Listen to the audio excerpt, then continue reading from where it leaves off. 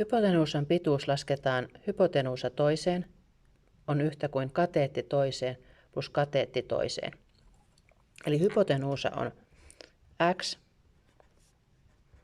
kateetti 3, toinen kateetti 5. X toiseen on 3 potenssiin 2, 5 potenssiin 2, 9 plus 25 on 34. Sitten otetaan neliöjuuri. X toiseen on neliöjuuri 34. X on 5,8. Pikatavalla tämä sama. X on 3 potenssiin 2 plus 5 potenssiin 2 ja se koko juttu neliöjuuren alle.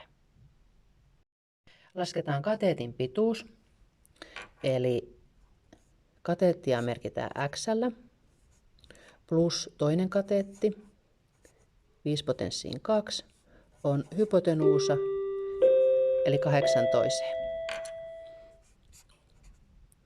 5 toiseen on 25, 8 toiseen on 64. Nyt halutaan eroon plus 2 viidestä, eli miinustetaan 25. X toiseen on 39. Otetaan neliöjuuri. X on 6,2.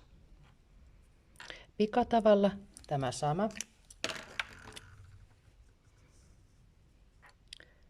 X on 8 potenssiin 2 miinus 5 potenssiin 2 ja tämän koko jutun yläpuolelle neliöjuuri.